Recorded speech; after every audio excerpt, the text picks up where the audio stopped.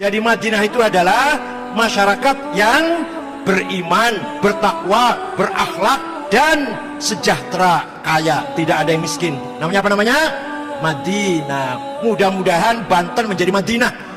Wah, beriman semua, bertakwa semua, beribadah semua, akhlaknya tinggi, mulia, dan semua punya mobil, semua rumahnya 2 lantai, semua gajinya besar, semua pemasukannya. Namanya masyarakat mutamaddinah atau madaniyah, kotanya namanya Madinah. Lah Rasulullah SAW membangun negara Madinah yang masyarakatnya beriman, berakhlak, berpendidikan cerdas, dan sejahtera, berkeadilan. Tidak pandang bulu, tidak pandang agamanya apa, sukunya apa. Yang benar dilindungi, yang salah dihukum.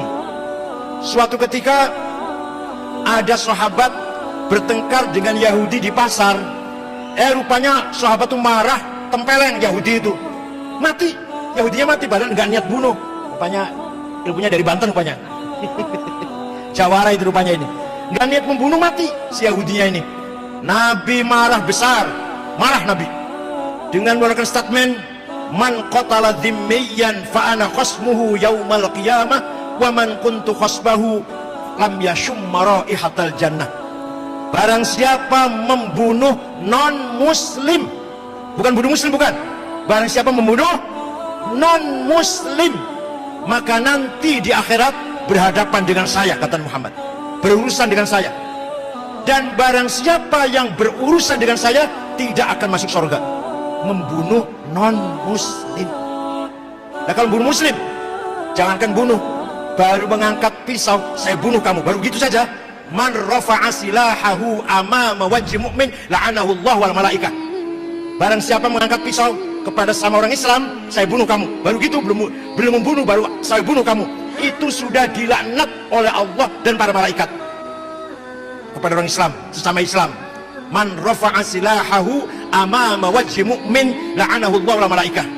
Barang siapa yang mengancam saudara Islamnya dengan senjata, saya bunuh kamu, baru ngomong gitu saja sudah mendapat laknat Allah dan laknat para malaikat. Oleh karena itu Nabi Muhammad wanti-wanti hidup bersama, saling toleran, saling menghormati.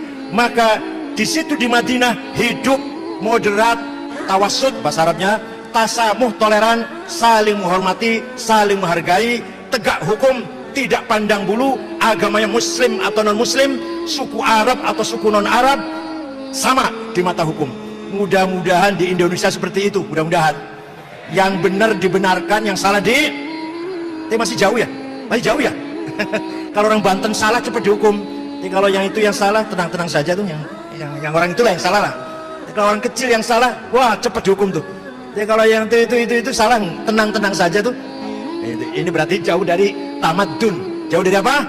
Madinah. Di Indonesia ini belum Madinah, belum Madinah, masih pincang.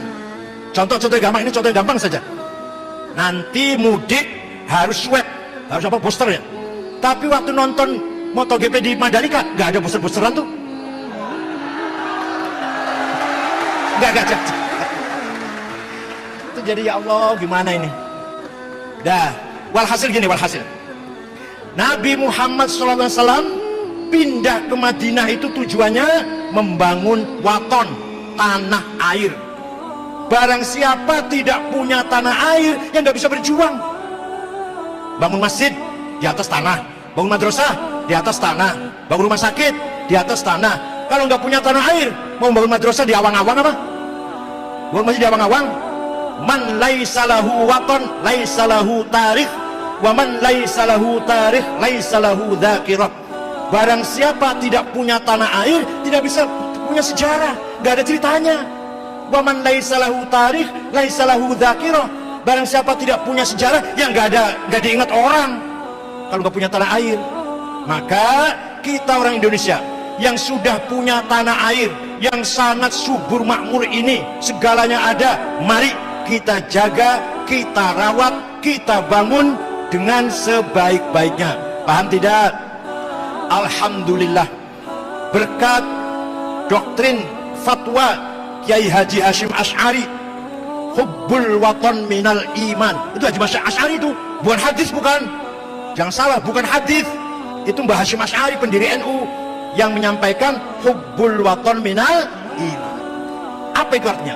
Artinya Mbah Hasyim mengintegralkan. Mengintegralkan itu apa? Mengintegralkan itu apa? Bahasa mudahnya apa? Menyatukan antara agama dan nasionalisme. Kamu beragama harus cinta tanah air, kamu cinta tanah air harus beragama. Antara agama dan mencintai tanah nasionalisme satu tarikan nafas. Maka para ulama di kita, ulama di Nusantara sejak dulu sampai sekarang, itu berjuangnya ya Islam ya tanah air.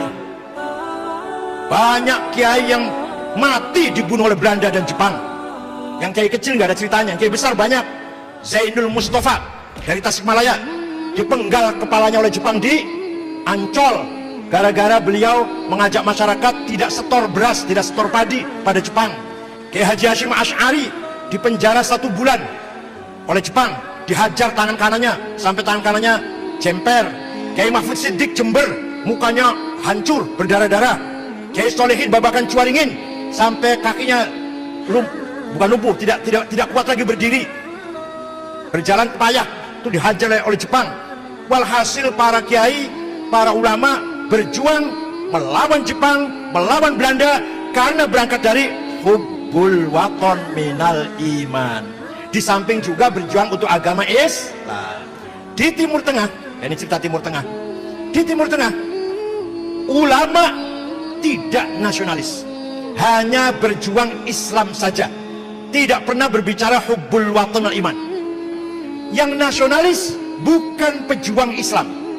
Yang nasionalis Presiden Jamal Nasir, Muammar Gaddafi, Saddam Hussein, Hafid Assad, itu Presiden Syria, Saddam Hussein dari Irak, Jamal Nasir Presiden Mesir, Jafar Umayyah Presiden Sudan, Habibullah Presiden Tunis, Muammar Gaddafi Presiden Libya, Habib Madian Presiden Aljazair.